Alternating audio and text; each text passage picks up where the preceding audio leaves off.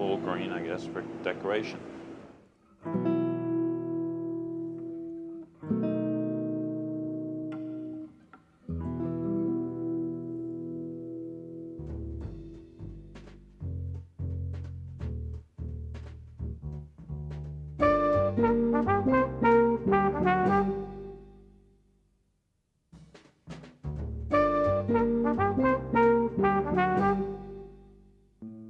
The pastry chef at the Montleon Hotel in the New Orleans French Quarter is Min Dung. In addition to her restaurant and banquet duties, there's catering as well. Her elaborate wedding cakes are in great demand during New Orleans mating season. Here is a confection called Chocolate Renaissance, served with vanilla sauce. The chef begins the cake batter with 12 ounces of melted, unsalted butter.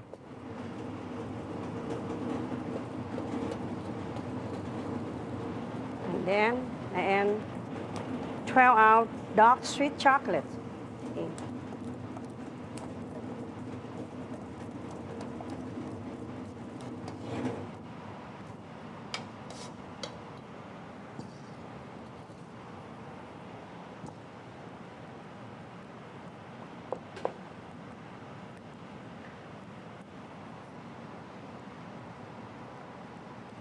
After thoroughly mixing, 7 ounces of all-purpose flour go in. And 7 ounces of all-purpose flour.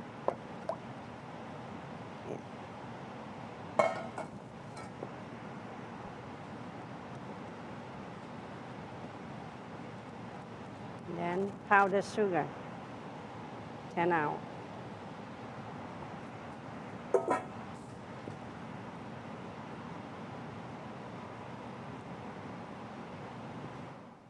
Then 8 eggs.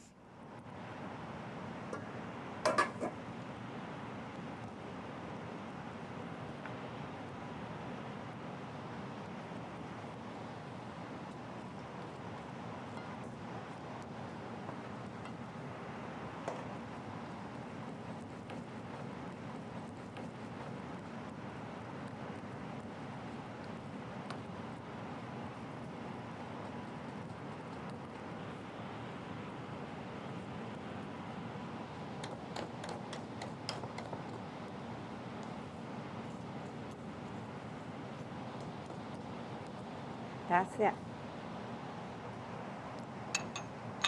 I have some melt butter to coat the bowl.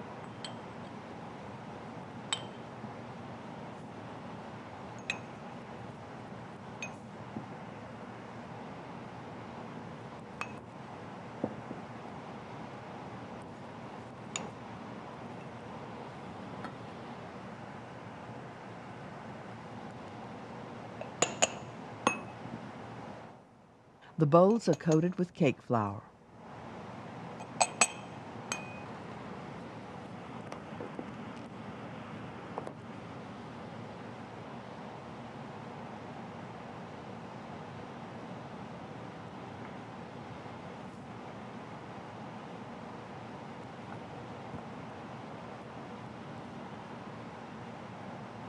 Fill 3/4 full and bake at 350 degrees for 20 to 30 minutes.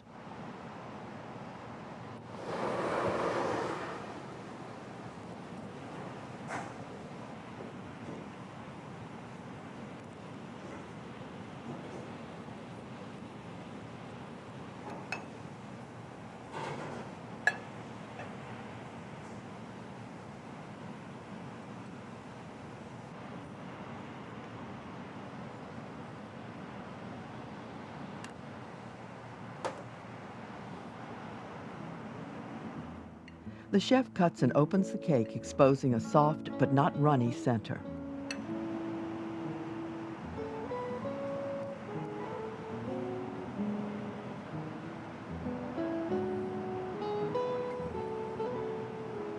You put the vanilla sauce on this.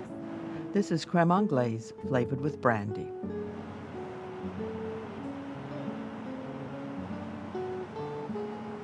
Some decoration.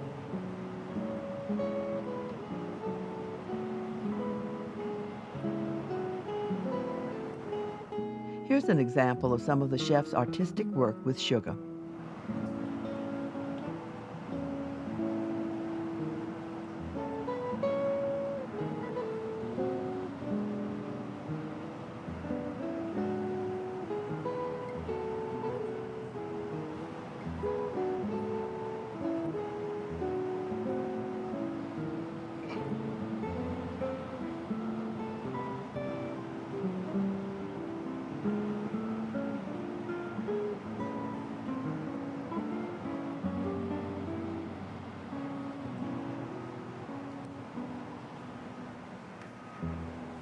And that's it.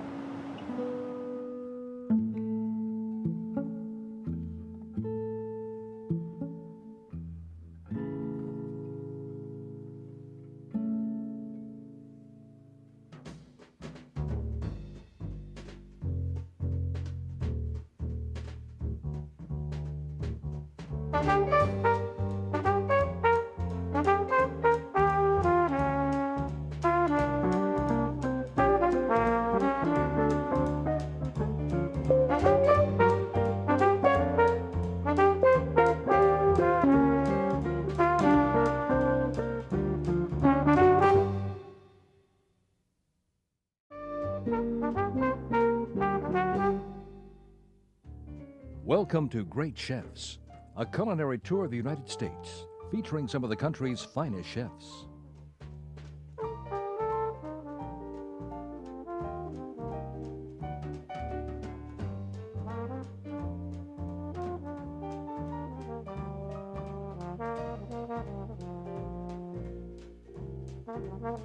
For the appetizer, Tim Keating in Houston prepares boules of salmon and crab.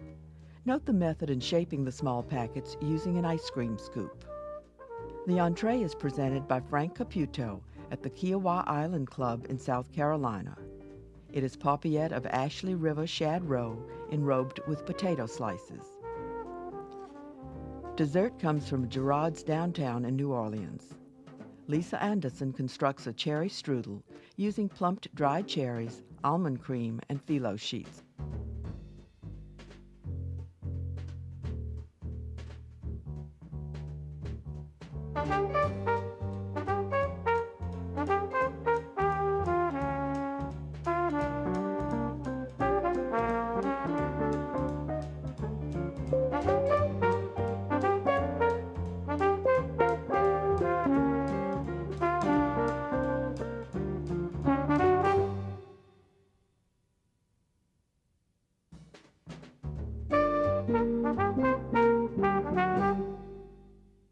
At taping time, Tim Keating was executive chef at La Reserve in the Omni Houston Hotel.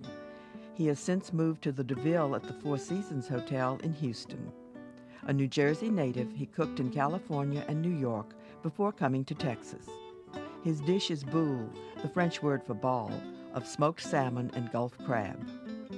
Chopped fennel begins a blended sauce. So in the blender we go with the fennel. We add a little bit of mayonnaise. We use the juice of 1 lemon.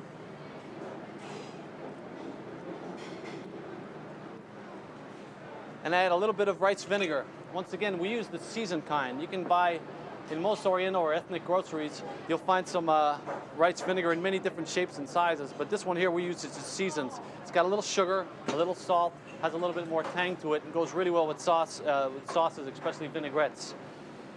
In the blender, as you put the lid on, we just start the mixture blending. You really want to try to liquefy it. Once that's liquefied a little bit, we can go ahead and add the dill inside. This sauce here is really, you have to play with it a little bit because it really, sometimes you don't have enough liquid in it. So if that's the case, we can always add a little bit of chicken stock just to round it out. Olive oil completes the emulsification. Till everything's mixed well. And then we're going to go ahead and put it in the refrigerator and let it get set up a little bit more here. It's got the olive oil in it. It's got a little bit of mayonnaise just as a binder, and we're going to let that get cool. Remember that a blender heats things up. And it's really important to make sure you got to offset that here, so you need to bring it back to its temperature. So let's put that inside the refrigerator, and we'll go on to the next step. The crab filling includes basil chiffonade.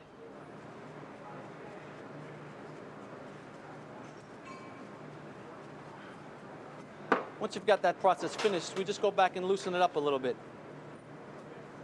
This crab comes from the beautiful crab that comes out of the Gulf here. There's several different strands of crab across the country, but we like to say that this is like candy in this part of the country. Sometimes you get little pieces of shell that are involved within getting inside this, but jumbo lump usually doesn't have very much, and we've already picked and cleaned most of this. I like, especially for the bulls, to leave those clumps as whole as possible. We take a little of that mixture, and into that, we add our chiffonade of basil. To that, we'll add some finely chopped shallots. This is about one whole shallot, and we just finely mince it, and that'll give it, I think, a little bit of a nice sweet flavor to the crab itself and accent it. To that mixture, once again, we just add just a pinch of kosher salt, and again, some freshly ground pepper. In this dish, I love to use an olive oil that's kind of gritty, it's unfiltered. It's a really wonderful olive oil called Mosto. It comes from Italy. It has a really great tang to it. If you were to taste it, you could tell that it has the little grit on it because it is unfiltered. But we just stream a little bit of this into the mixture. With a spatula, we just roll it together until it's well coated. The salmon boules are filled with the stuffing. Within that mixture, we tried lots of different things. We used French dariole molds. We used different triangulars, round, squares. But we ended up with a simple ice cream scoop, which is actually fairly easy to do. If you take a medium-sized ice cream scoop, and actually you can make these boules any size that you like. You can make them one boule as big on the plate, or you can make smaller boules like we do, and or even smaller as we do sometimes as a little amuse-gueule or a little appetizer when people come into our restaurant. What we do is we line our mold, as you can see right here, we line it with plastic wrap or saran wrap, so it's nice and tight to the inside of the mold. From that point on, we take some sliced smoked salmon, and we just push it inside of the mold here. All right? You take the other half and just line the inside of the mold. Through that process, then we take a little bit of our mixture of crab, and we take it and just press it inside of the mold. You don't want to fill too much over the top of the mold because it'll end up pushing out. You won't end up with a nice little round ball. After that point, just fold the ends of the smoked salmon over the top, and then pull the plastic up over. Just push very gently with your hands, pulling the excess plastic to the top. Once that process is done, you feel like it's a firm press of the inside to get a nice round ball. We can go ahead and pull it out from the mold. Use both hands to kind of twist the boule, and that gives you a nice rounded top. As you can see, it gets real hard and packed in here. Once again, you need to go back and reset this in a refrigerator. That way you get a nice, easy presentation. Holding the bottle fairly firmly, we just go back and just freely streak the plate. And just let it fall. Never is the plate ever the same. It always comes out a little different each time. What we do from there is then we go back and we put our boules right in the center in a little triangle, right over the top. What's really important, I mentioned a little bit the importance of part of our culture is the olive oil that we use in our kitchen. And I like to use a real fruity olive oil just to glaze the top of these boules here to give them a really good flavor. And it's called Longorotti. Now, they're a very large winemaker throughout Europe, actually in Italy, and they make a really wonderful fruity olive oil that we use just to glaze the top of these and give it a most beautiful shine. Just a little bit on top to accent.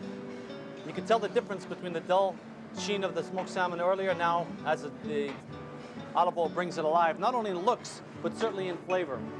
A bouquet of mixed greens garnishes. That we tie together with a little chive. We keep them wrapped up ahead of time with some wet paper towels to keep them fresh. What I do is, after that point, is I go back and I cut the bottom off so it stays nice and tight in the base of the plate. We'll go ahead and stick it in between the middle of the boules, and then we go ahead and finish it with a long chive out of the top. Okay, since the salad has really no dressing, what I like to use, as mentioned in your recipe, is a little bit of basil-infused oil. Once again, we just go ahead and drizzle a little bit on the lettuce to give it a little bit of accent of flavor, and then we just drop it from the top of the plate. Like I mentioned, just kind of like it fell from the sky. This plate, we have a lot of little crunchy accents that we use. In this case, it's a little bit of lobster roe that's cooked and dried. It's used in a lot of our seafood dishes. And we use it just as a little bit of surprise on the plate to give a little, actually once again, a little texture and a little wonderful aroma. But it also gives a little throw of color onto the plate as well.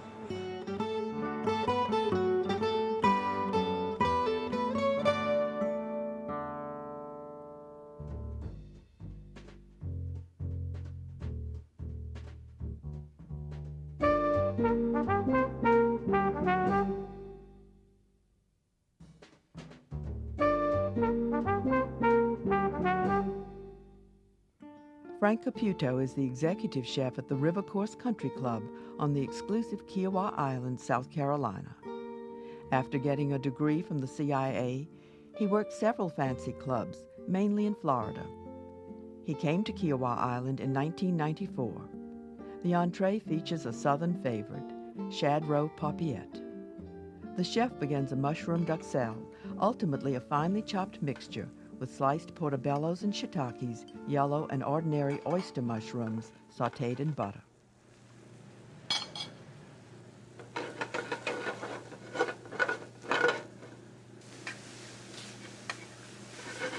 Then chopped garlic, shallots, and diced bacon are added.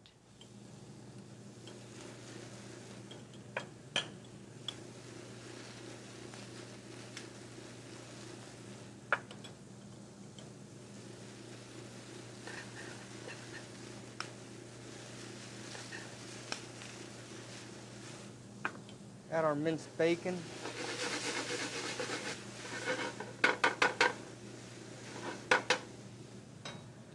We're featuring a red Bordeaux as the sauce. So we're going to add it to our mushrooms in deglazing.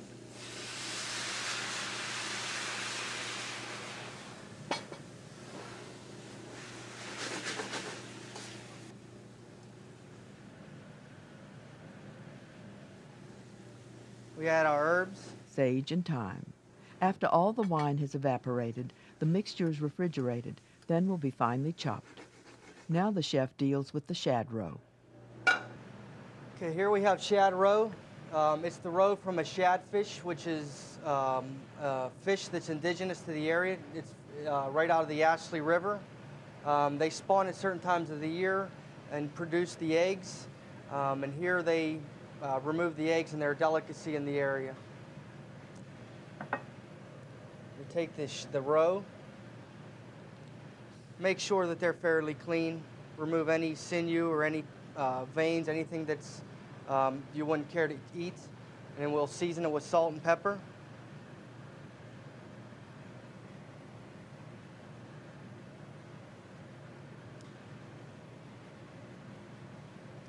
And then dust it with a light bit of flour. The roe is seared in olive oil. Shake off any excess flour.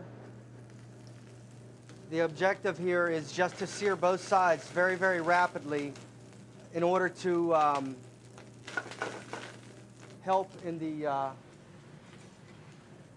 handling process as you place the plate together.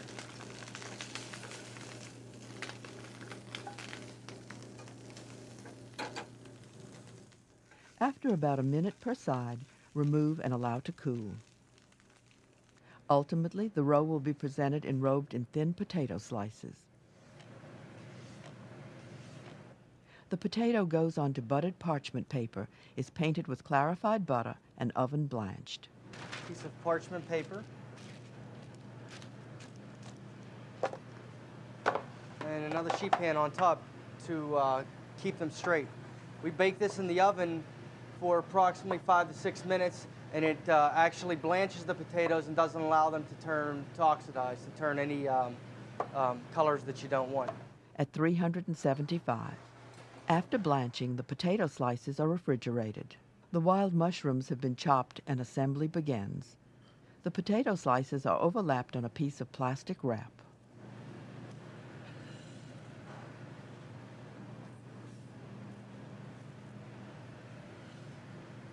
We take our shad roe, which has been seasoned, floured, and seared on both sides, and our mushroom duxelle, which has been cooled and diced up. And we form a layer of mushroom duxelle. on top of the shad roe.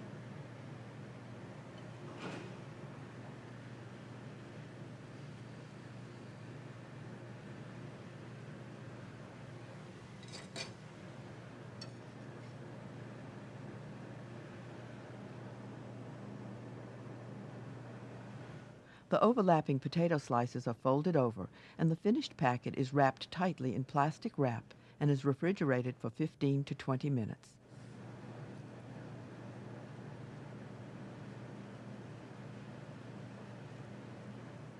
After cooling, the roe is browned in a nonstick pan. Then it's into a 425-degree oven for 5 minutes. The sauce is started by sautéing slices of shad with shallots. Our red Bordeaux. The same red Bordeaux used for the mushroom mixture is added. The wine is reduced and fish stock will be added. We have a few sprigs of fresh thyme that we would add with our reduction of our red wine.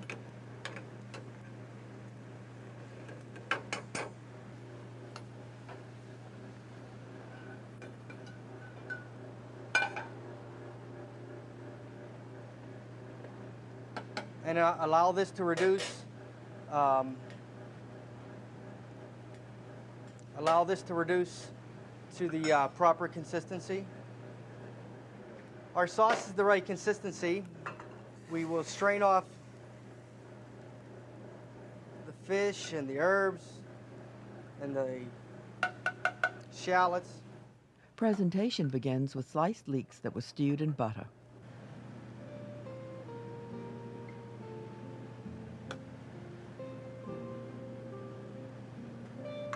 The sauce is finished with a little heavy cream and butter.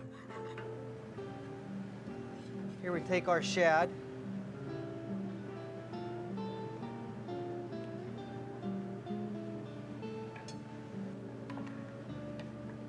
Our red Bordeaux sauce.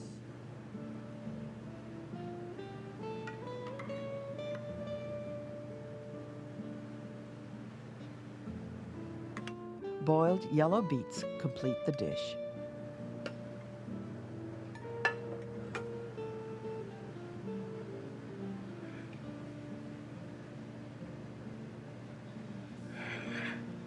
And a couple sprigs of fresh thyme.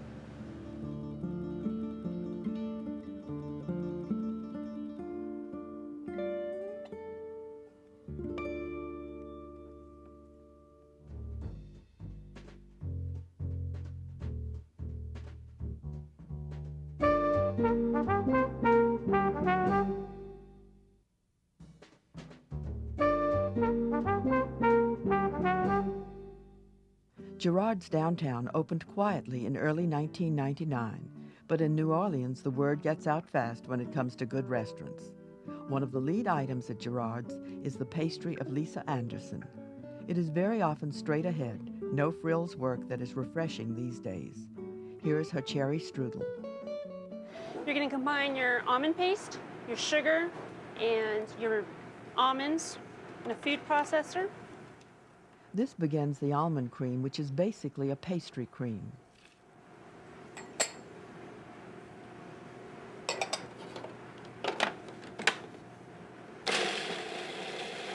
And you want to process them until they're pulverized. I mean, you just want a nice, fine, sandy consistency. Then the processed mixture is combined with softened butter in an electric mixer with the paddle attachment, and eggs and flour are added. As it starts to come together, add your eggs.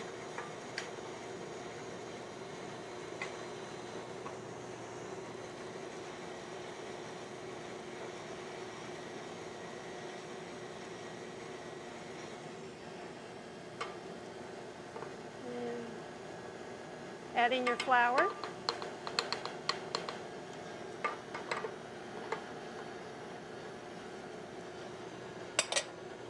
And then lastly, add your almond extract, or what we use here is a bitter almond essence, which is a little stronger. Actually, this almond essence is a lot stronger.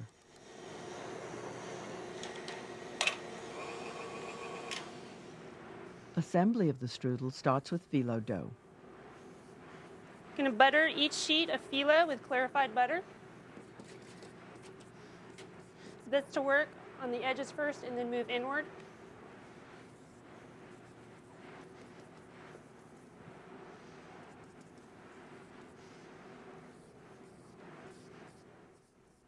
Both sheets are buttered and another layer goes on.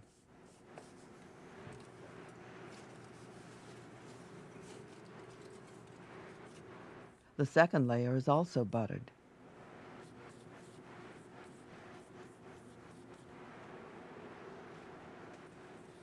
Sprinkle this second layer with sugar and some lightly toasted almonds.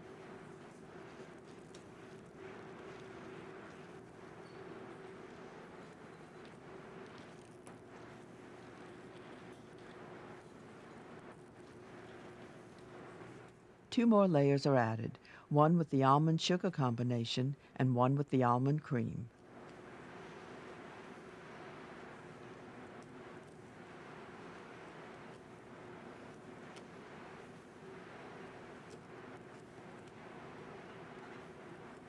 Now, the trick to not ripping the phyllo when you're pressing the almond cream is to wet your hands.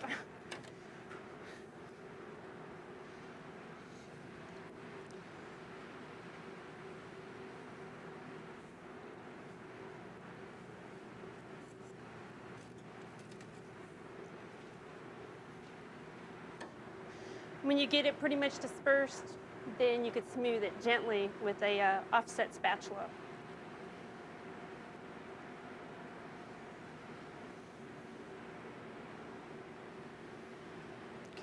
You want to sprinkle your plumped cherries over the almond cream. These are dried cherries that were rehydrated by bringing apple juice to a boil, pouring over the cherries and letting stand for an hour.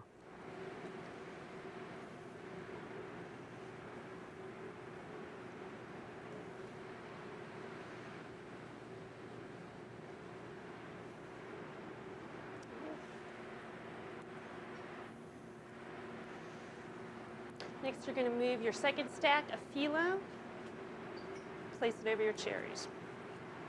And with the short side towards you, you're going to roll it in a jelly roll fashion. If you have a piece of parchment or a towel underneath, that kind of helps you to get started.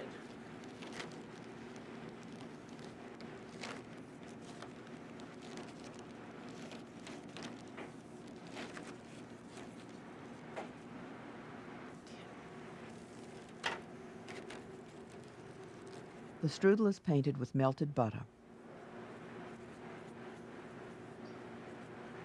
Place in a 350-degree oven and bake for 30 to 45 minutes until evenly golden brown.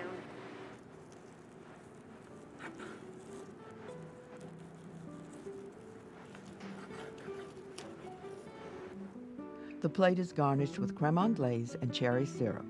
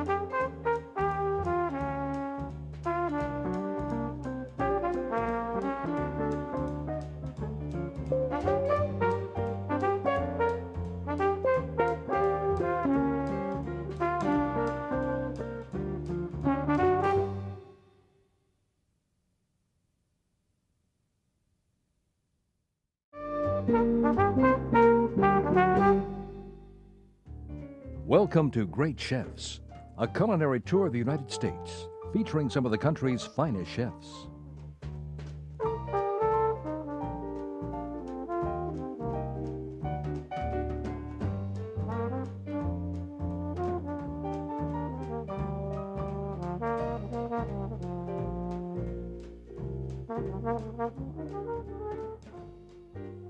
The appetizer is prepared by Clifford Harrison at the popular Bacchanalia in Atlanta. It is sautéed Maine lobster with sweet corn and mushrooms. Then Randall Wadener, who works in an unusual kitchen, presents an unusual entree. It's ancho chili glazed ostrich, which is similar to beef, served with a smoked onion relish. Finally, pastry chef Patrice Cayotte does dessert from Le Cirque at the Bellagio in Las Vegas. It's a lemon tart with passion fruit meringue and sorbet.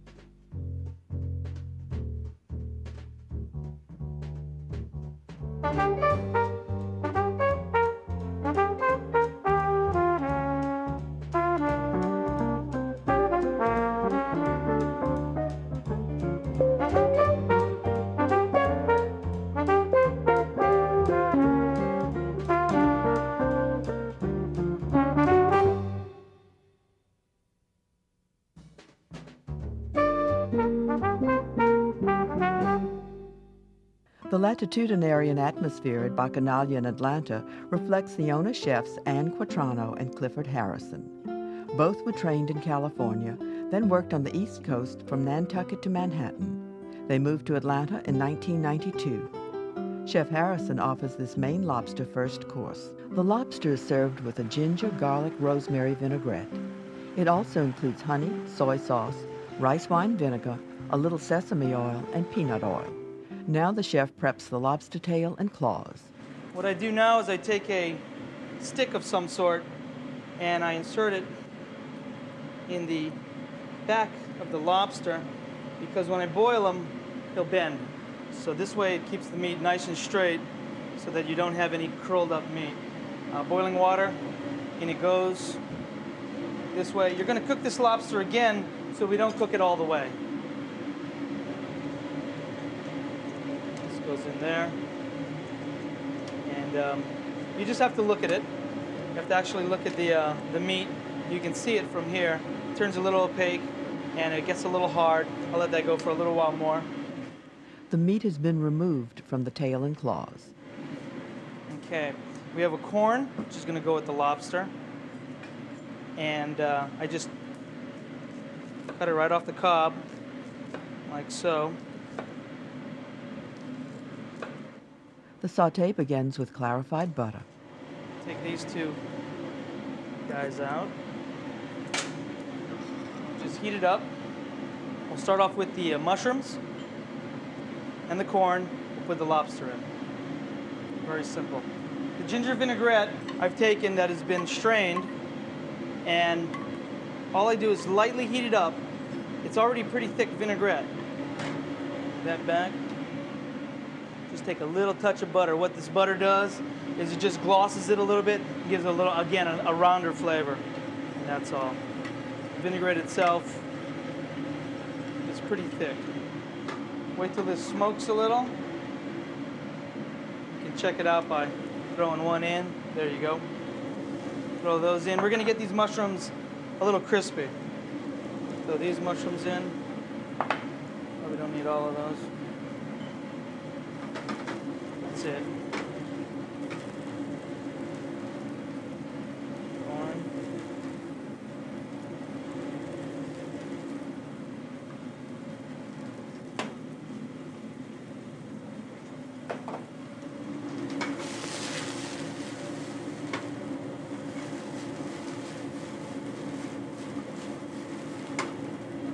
We're going to take a little bit of sunflower sprouts here, which are nice in the springtime. We also have a couple roasted organic beets. At this point, you might have to add just a little bit more clarified butter. You can just check into your pan to see if you need some more. I don't like to use too much. And that's it. Remember, the lobster's already been cooked, so you're basically just warming it up. Then blanched off. We'll take the ginger vinaigrette, which has been warmed, and a little touch of butter added to it. Put it on the plate.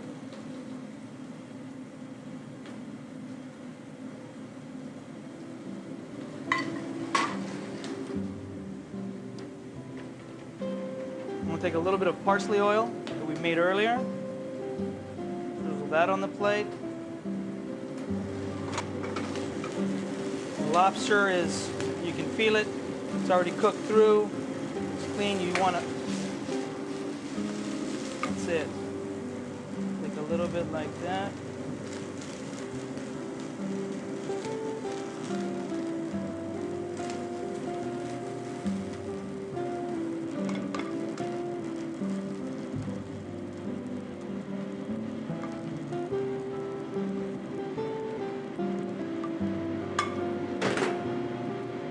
We have a little bit of vanilla oil.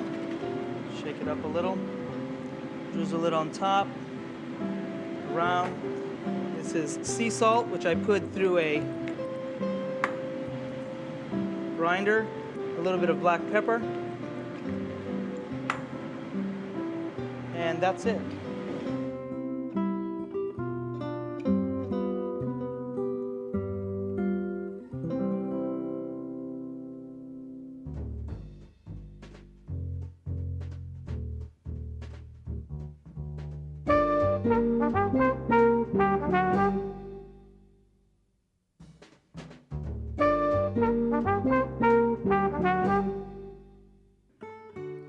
One of the most remarkable kitchens that the great chef's crew has experienced is in Wheeling, Illinois, at the Weber Grill restaurant.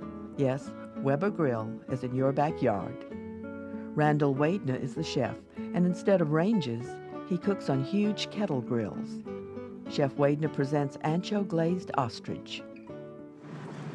Okay, we're going to do ancho chili glazed ostrich with a smoked onion relish. First thing I'm going to do is demonstrate how to smoke the onions. Got 3 large Spanish onions. I've just peeled them. You want to set your grill up for indirect cooking. I have some hickory wood chips that you want to soak, and the reason why you want to soak them in water is you want them to smolder. You don't want them to burn hot. You just want to smoke. Okay, so what I'm going to do, I'm going to brush the onions with some olive oil. And just a little season right on top. Come over the grill. Just place the onions right in the middle. Note that the coals are banked to the sides. This then becomes indirect cooking. You want to just take your chips, just let them fall right into the fire.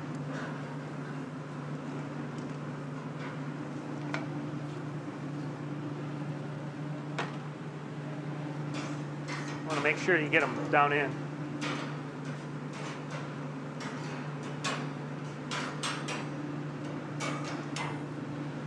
And you want to close your grill. You adjust your dampers on top so that the smoke just doesn't escape and it smolders and burns a little slower, and you get a nice low cooking temperature for the smoked onions. Onions take about 45 minutes, slow roast. Okay, the onions have finished smoking. You can see they've changed color a lot and they're nice and soft. What you want to do is just want to take them off, put them in the refrigerator, and let them cool down. After cooling, the onions are halved, peeled, and sliced.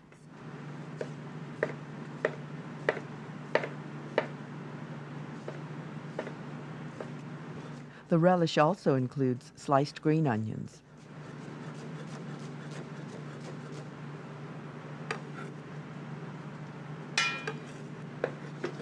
Chop your cilantro.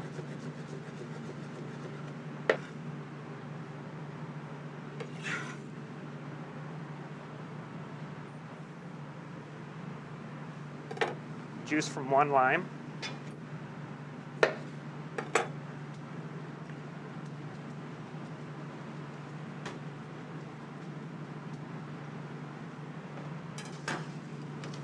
A little bit of seasoned salt. Just Just a splash of balsamic vinegar. A little bit of olive oil. Mix thoroughly and set aside. Now the chef deals with the ostrich. This is a piece of ostrich that comes from the thigh. It's very lean, very tender. What I'm going to do is I'm going to brush it with a little ancho chili glaze. Ancho chilies are dried poblano peppers. The glaze also contains chipotle peppers, chopped onions, garlic, brown sugar, honey, molasses, tomato paste, and water. Then I'm going to just sear it It's seared directly. really quick. After the meat is seared over direct heat, it's moved to the center of the grill and cooked indirectly for 15 to 20 minutes. And then what you want to do is you just want to keep brushing the ostrich with the glaze until it's done. I like to serve ostrich medium rare because it stays very nice and tender. Let the ostrich rest after grilling. Okay, and then to carve the ostrich, you want to carve it against the grain. And then this one, the grain is going this way, so I want to slice it this way.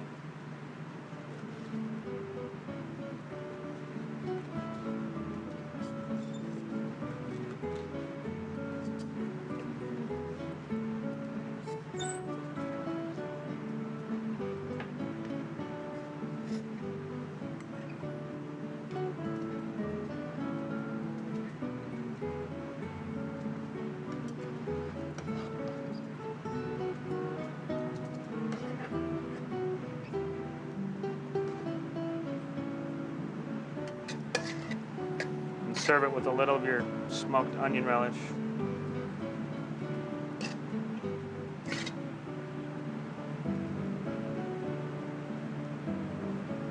Right on top. And I like to drizzle a little of ancho glaze.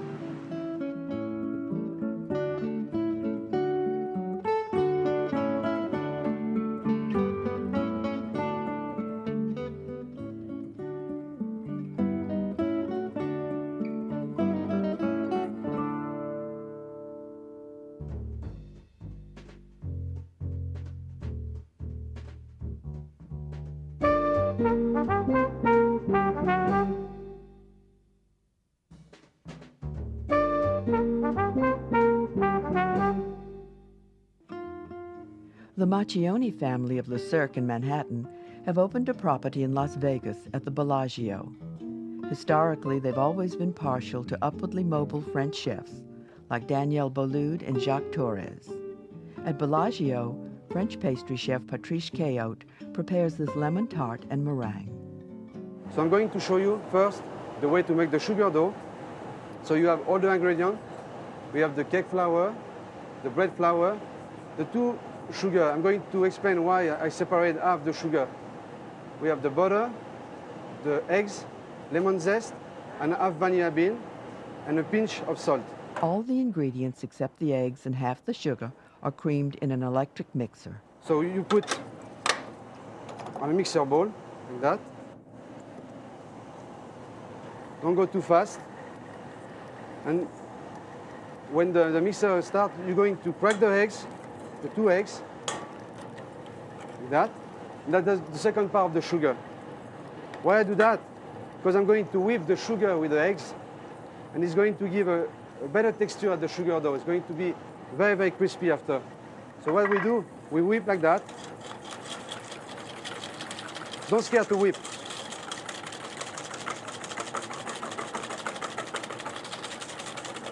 The time you whip your eggs, the butter, the flour, the sugar, the vanilla bean, and the zest sound slowly.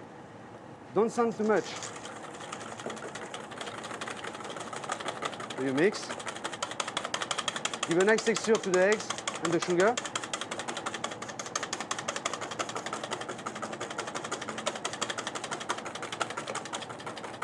There is going to be a bit like fluffy.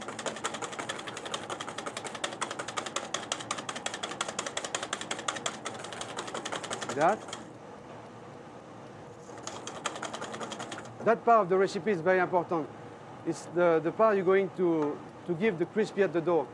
All the butter, the particle of the butter is going to mix with the flour, with the sugar. It's going to give a very nice texture at the sugar dough. So you see the egg white and the sugar start a little bit more white. So a little bit more. Like that.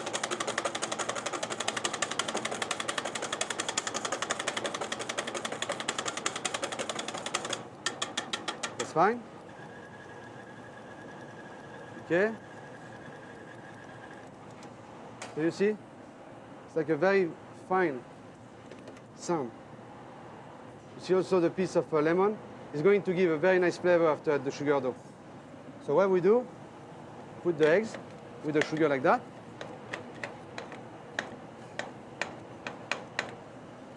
And you mix. Don't mix too much. That's the opposite of the, example, a bread dough or brioche dough. You want to give a lot of power. This one, you don't want too much power. You don't want your dough after strain in the oven. So you just mix a little bit, like that.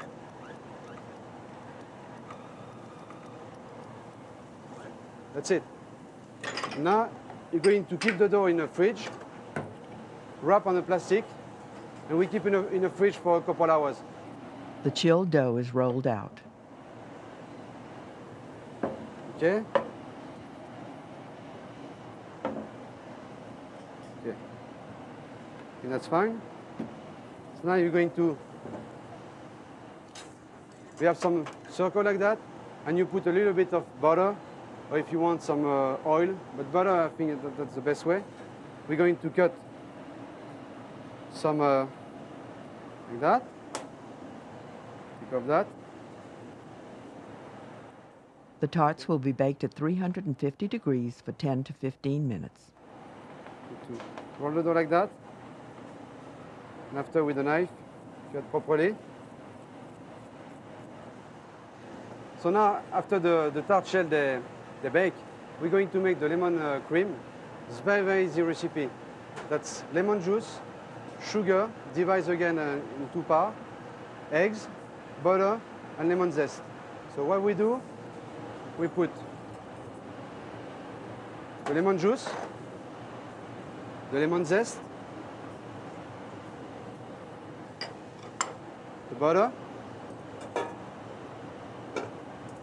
okay, then you're going to that, and half sugar.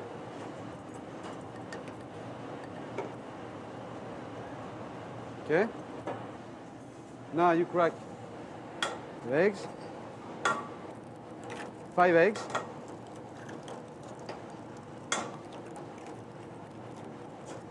Okay.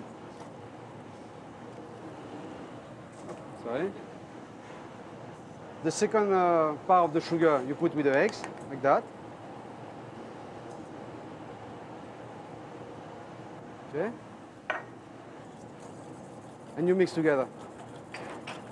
When you put sugar with eggs or with yolk, make sure you whip immediately, because the sugar with the yolks make a chemical reaction and burn the yolks. So after you're going to have a very, very small piece of yolks, that's not very tasty. You know?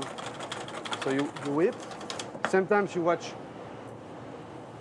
the lemon juice, your sugar and your butter. That's very, very simple recipe. It's one of the first recipes I make when I was young and I start pastry.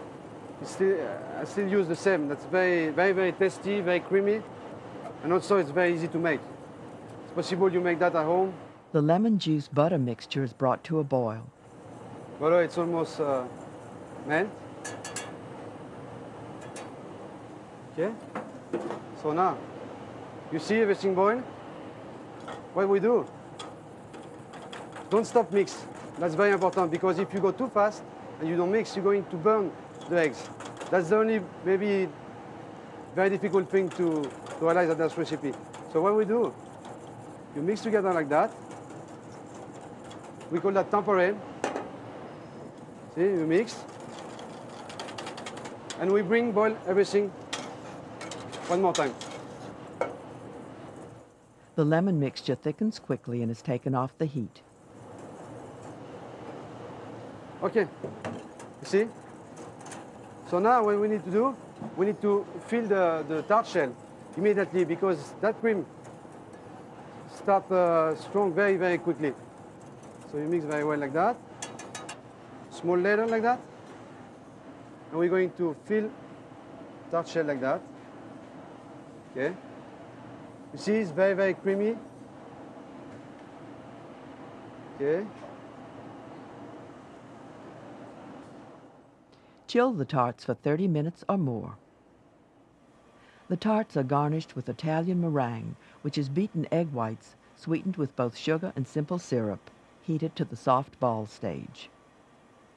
The meringue is flavored with the pulp and seeds of passion fruit.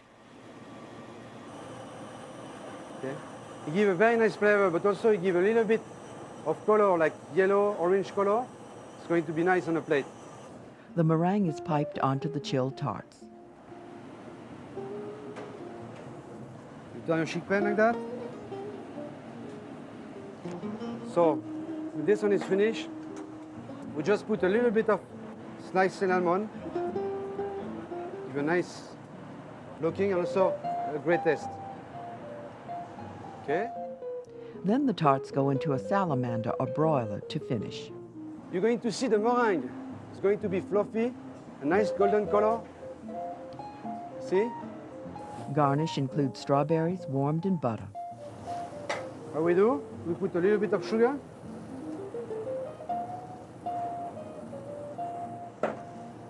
That's very, very fast. That part of the recipe, you need to do that at last minute. You see? It's almost done. What we do, we put a little bit of balsamic vinegar, like that. At home, if you don't have a very old balsamic vinegar, what you need to do is like maybe reduce a little bit the balsamic first. Strawberry puree garnishes the plate with the finished tart. If you want very fancy, make very fancy, you put a very nice strawberry like that on the sugar. Okay? And we're going to serve with the strawberry sorbet. Okay? So you make a nice canal like that. Okay? Like that. A second dish. Okay?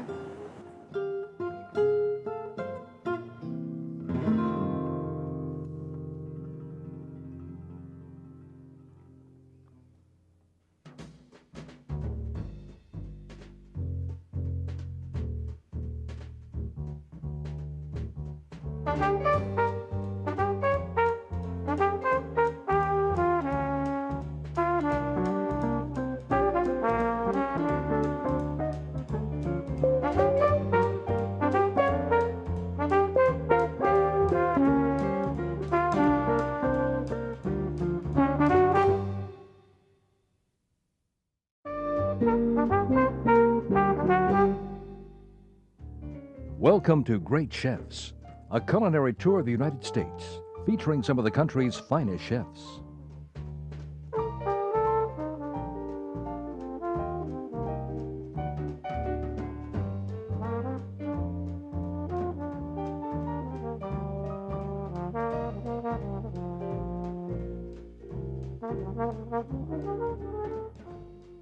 The appetizer this time is prepared by Rick Tremonto in Chicago. It is wild rice risotto, which includes both wild and arborio rice, asparagus, and wild mushrooms.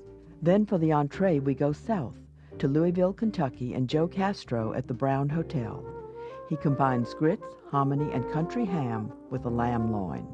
Dessert is made by Doyle DeForest in New Orleans. He alternates a creamy strawberry Bavarian mixture with fresh strawberries in a small molded cake container.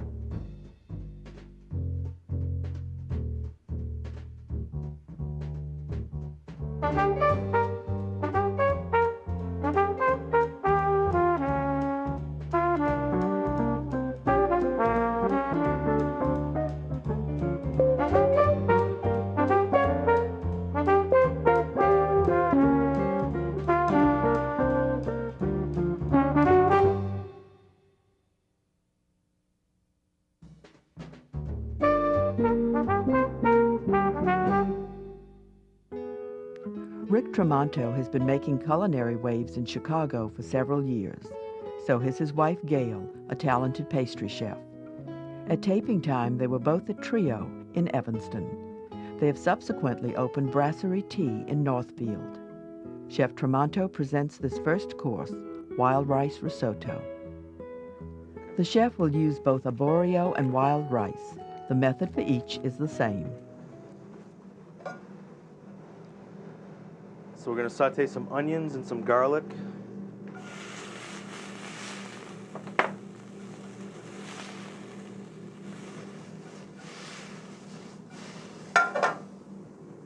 And we're going to put some arborio rice in here.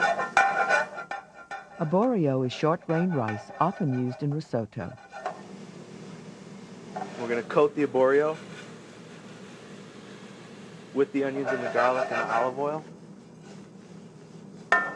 More olive oil is added.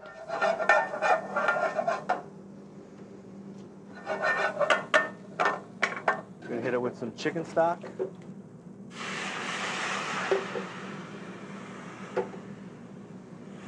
Just about enough to cover and let that start to absorb, and we're going to do that 3 times.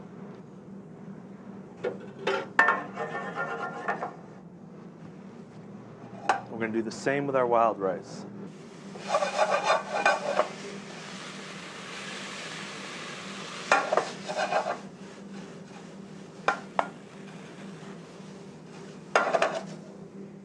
Wild rice has nothing to do with rice. It's a water-growing grain.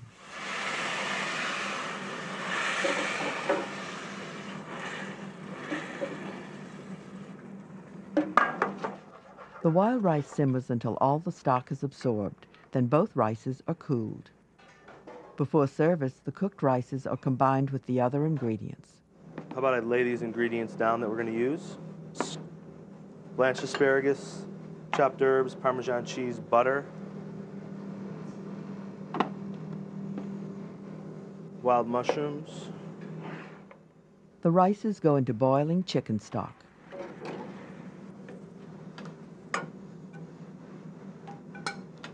It's equal parts blanched wild rice and arborio rice.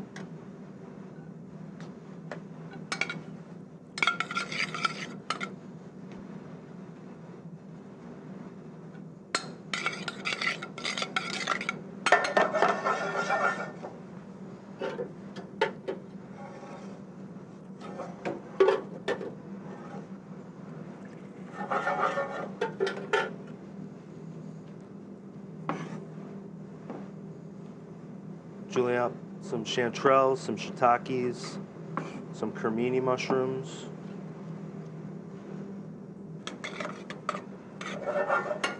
We're going to add the mushrooms.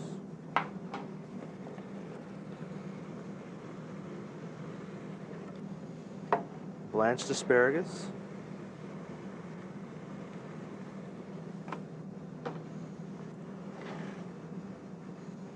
Some butter.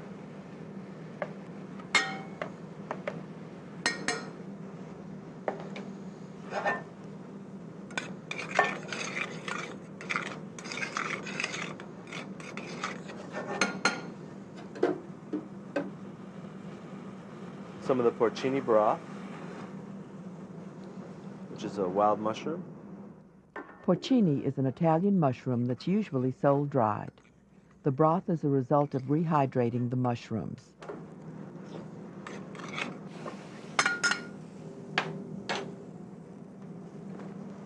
Parmesan cheese.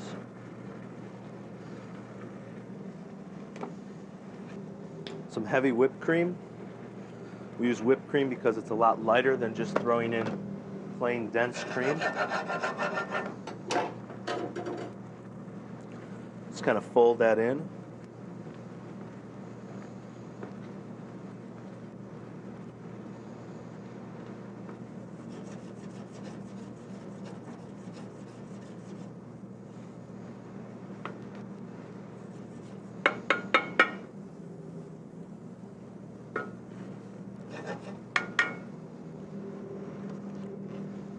Now there's a little too much liquid in here, so I'm going to throw in a little bit more wild rice to absorb that.